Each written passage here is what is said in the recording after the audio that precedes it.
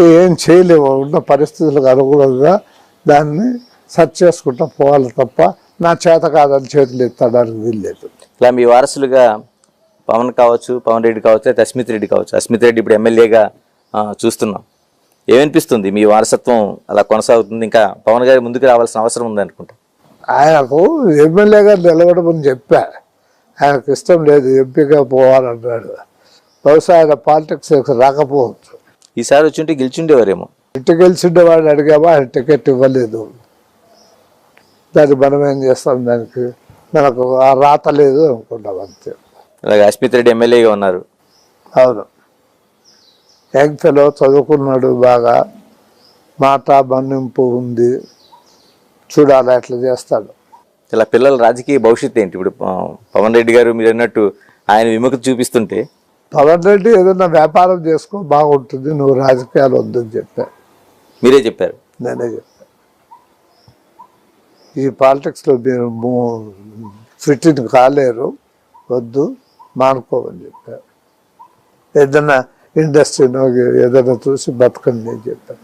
సరే, ఎలా చెప్తారు సార్ మీరు? ఎందుకంటే నాగిరెడ్డి గారి వారసులుగా మీరు, ఆయన చాలా సౌమ్యంగా పాలిటిక్స్ చేస్తే, ఇలాంటి రాజకీయాలు కాదు, ప్రజల కోసం అగ్రెసివ్గా ఉండాలని ముందుకు వచ్చిన జేసీ దివాకర్ రెడ్డి గారు మీ వారసులకు ఎలా చెప్తారు? అసలు చెప్పిన వాల్యూస్ పాలిటిక్స్ ఉన్నాయి కాబట్టి వద్దన్నా. I advise not to enter into the politics. Sir చెప్పండి, చివరిగా ఇప్పుడు వచ్చి యంగ్ చాలామంది, అస్మిత్ రెడ్డి లాంటి వాళ్ళు చాలామంది రాజకీయాల్లోకి వచ్చారు ఉన్నది. మీరు అంటే రాజకీయాల్లోన ప్లస్ కంటే మైనస్లు ఎక్కువ మనకు కనిపిస్తున్నాయి. కానీ ఆ యూత్ ఎలా ప్రయాణించాల్సిన అవసరం ఉంది? ఎందుకంటే మీరు వచ్చిన దశ కూడా యూత్గానే వచ్చారు. మీదంతా ఎలా ప్రయాణించాల్సిన అవసరం ఉంది ఈ రాజకీయాల్లో?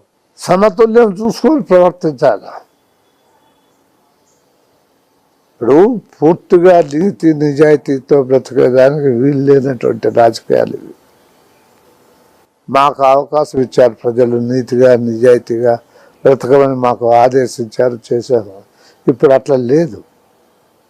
100 కోట్ల రూపాయలు ఖర్చు పెట్టాల్సి వస్తుంది ఎలక్షన్స్లో. ఎక్కడి నుంచి వస్తుంది? సో నీతిమాలిన పనులు చేయాల్సి వస్తుంది.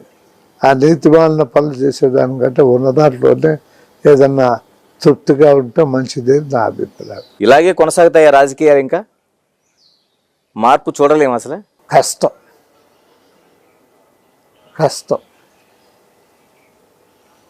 ప్రతిదీ డబ్బుతో పోలుస్తున్నారు కాబట్టి కష్టం.